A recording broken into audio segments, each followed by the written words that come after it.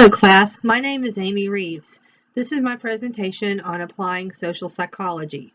In this week's presentation, we will apply social psychology to the law, the social side of business, and to physical and mental health. In this first section, we will cover eyewitness testimony, confessions, the jury, and sentencing in prison. Let's first look at the eyewitness. Eyewitness error is the most common cause of wrongful convictions. Eyewitness error can occur at three main points. One is the perception of the crime. The eyewitness's perception of the crime can be influenced by the stress and anxiety involved in the situation. It can also be influenced by alcohol. The presence of a weapon can draw attention away from the person and impair ability to identify the criminal. Cross-race identification bias also influences perception because people are more accurate when identifying someone within their own race. A second point for eyewitness error to occur is in the storing of the memory. When memories are stored, information that is received later can alter the memory and bias the information. The interview process can also alter memories through repetition, misinformation, and leading questions. The third point for eyewitness error to occur is when retrieving the information. The identification of criminals can be affected by lineup construction, lineup instruction, lineup format, familiarity-induced biases, and police bias. Social psychologists have found ways to help reduce eyewitness error by constructing lineups where no one sticks out, whether by physical characteristic, emotional expression, or photo quality. Eyewitness error can also be reduced by instructing the witness properly and informing them that the culprit just may not be in the lineup. Another way to reduce eyewitness error is by showing photos in a photo lineup by sequence rather than simultaneously. This prevents witnesses from comparing and choosing from those presented the one closest to their memory and makes them compare this photo with the memory of the culprit. And finally, by eliminating officer bias by having a non-involved officer to administer the lineup.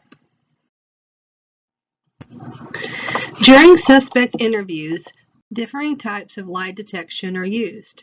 Police are no better at judging truth and deception than the average person.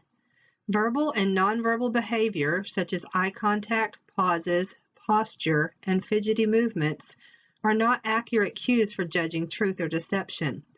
Polygraph tests are not as accurate as once believed because truthful people often fail the test. Other people are able to cheat and fake the results. During police interrogations today, police must first give Miranda rights, the right to remain silent and the right to an attorney. After being placed in a small bare room, two tactics are used.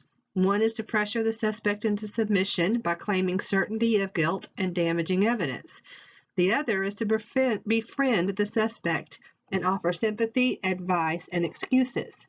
But these tactics often lead to innocent people confessing to crimes they did not commit. False confessions. Why do innocent people confess? One reason is compliance or escape from a stressful situation. When people are tired, hungry, or stressed, the immediate remedy is to confess and stop the process without concern for future consequences. Sometimes the short-term benefit of confession supersedes the long-term benefit of denial. Another reason innocent people confess is because they come to believe they are guilty of the crime through the process of internalization. Two factors increase risk: a lack of clear memory and the introduction of false evidence. When officers believe a suspect to be guilty, they produce confessions from the innocent as well as the guilty. Confessions in the courtroom. People are influenced by confessions even when they are coerced. This is because it is hard to believe a person would confess to a crime they did not commit. Their confession also has a great amount of detail that has been picked up on through secondhand sources. When a reduced charge is offered, an innocent person might plead guilty based on the strength of the evidence, fear of conviction on a more serious charge, or a hard sentence. If you live in the United States, you have the constitutional right to a trial by an impartial jury of your peers. Jury selection can be controversial. Through the use of voir dire and peremptory challenges, trial lawyers exclude prospective jury members based on implicit personality theories and stereotypes in order to select juries who favor their side. This can lead to juries that are not representative and impartial. Sometimes, lawyers hire consultants to conduct scientific jury selections. This is a method of selecting juries through surveys that yield correlations between demographics and trial-relevant attitudes. But sometimes, scientific jury selections can tip the scales of justice in favor of the wealthy clients who can afford this service. It has been found that juries are more lenient than judges, and they are sound decision makers, even in cases containing complex evidence. Jury verdicts are based largely on the strength of the evidence presented at trial, but juries can be influenced by pretrial publicity, inadmissible testimony, and the judge's instructions to the jury that is often misunderstood. During jury deliberation, a foreperson is chosen. He is often not the leader, but the spokesperson. During this orientation time, he sets the agenda. The jury then discusses the evidence and enters a time of open conflict where jurors use social pressure to form a consensus. The jury will take a vote, and if consensus is reached, they enter a time of reconciliation and return a verdict. Then they must return to deliberation and declare a hung jury.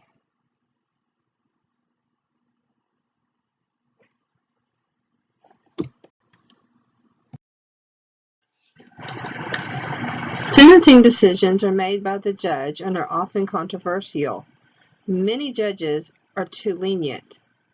Often, punishments are inconsistent from judge to judge. Race bias continues to be a controversial issue among sentencing today. Moving right along to business, personnel selection is important to successful business. The typical job interview sometimes yields decent results, but it usually results in poor hiring practices and personnel. To try to improve, companies now use cyber vetting, standardized tests, structured interviews, and the use of assessment centers when hiring. Affirmative action has increased diversity in the workplace. Affirmative action programs have increased the number of women and minorities in organizations. There is also a worldwide trend toward globalization that brings people together from different cultures for daily work. The performance appraisal is the process of evaluating an employee's work within the organization. These are rarely based on objective measures. Supervisor evaluations can be biased because of the halo effect on implicit personality theories and stereotypes. Another problem is differing ranges of ratings between supervisors. Some supervisors even intentionally distort evaluations. Supervisor and self-evaluations both experience rating error and bias.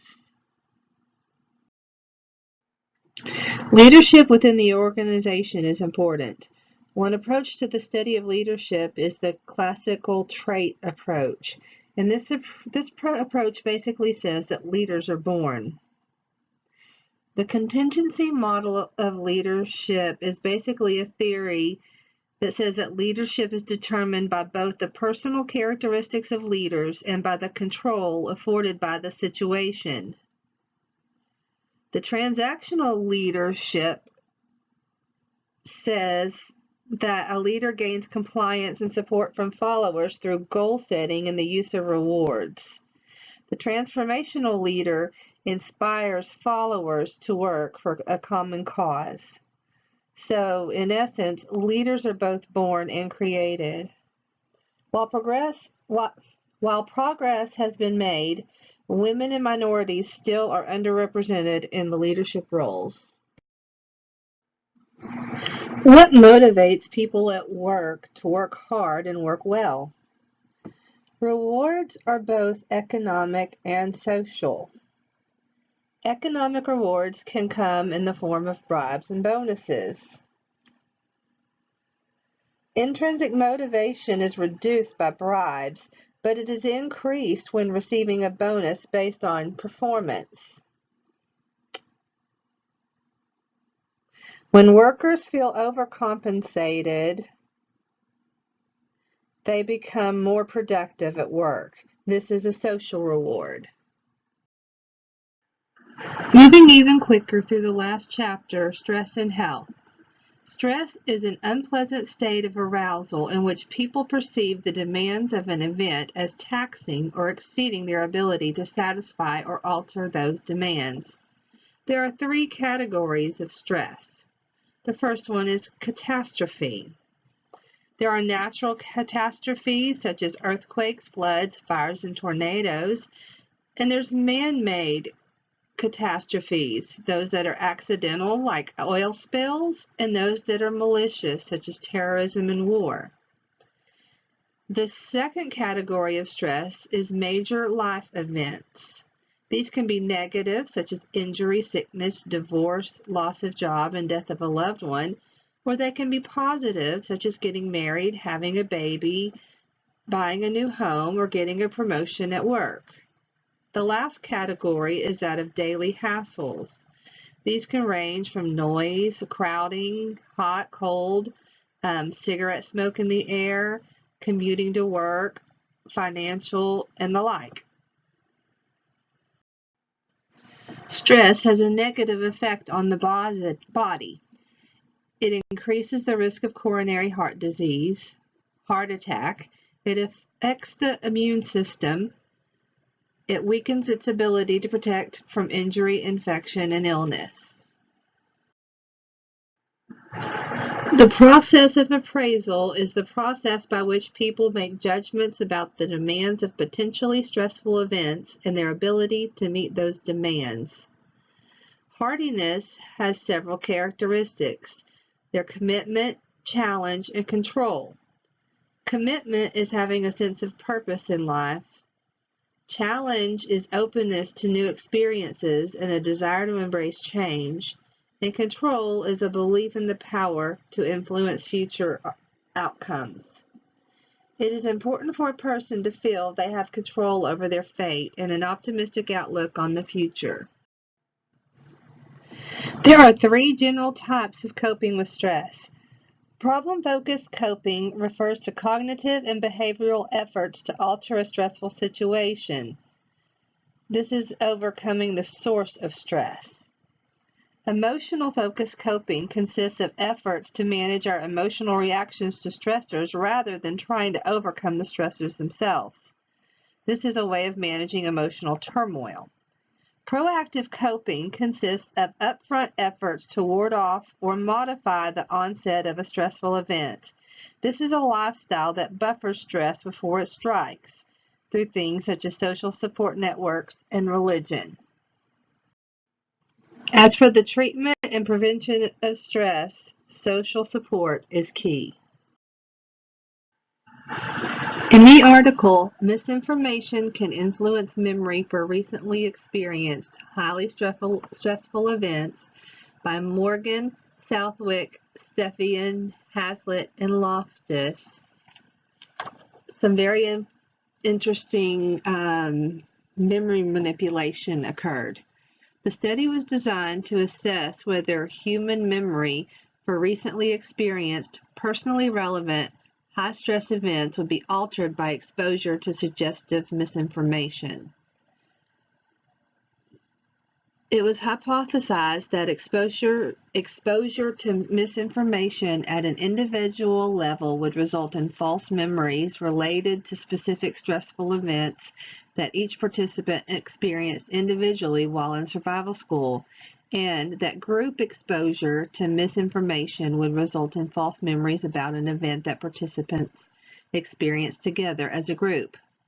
In this study, the experimenters were able to create false memories in military personnel trained to resist propaganda and misinformation with relative ease. They were also able to effectively create false memories by presenting misinformation at the group level. Some interesting findings from this study that would be relevant to law enforcement personnel are that upwards of 80% of the participants had misinformation about uniforms and human faces planted within their memories. With respect to eyewitness identifications, they observed that approximately 50% of the participants, when presented a photographical lineup with the target absent, the eyewitnesses identified incorrectly gave false positive identifications of the person they were looking for. And also, the majority of participants were correct when describing characteristics about an interrogator that you would observe from a distance, such as race, gender, height, but the majority of the participants were incorrect when describing other characteristics that might be more discriminate, such as facial hair, eye color, shape of face. This week's questions are: number 1. Many Christians believe that both the Old and New Testaments affirm capital punishment. Do you believe Scripture mandates, prohibits, or allows capital punishment? In light of this week's reading, from a biblical perspective, how do we reconcile our faith and psychology in regards to capital punishment? And number 2, how have you been affected by stress this week? Which type of coping did you use, and how have you dealt with it? This concludes my presentation.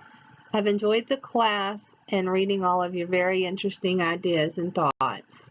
Good luck to you all in the future.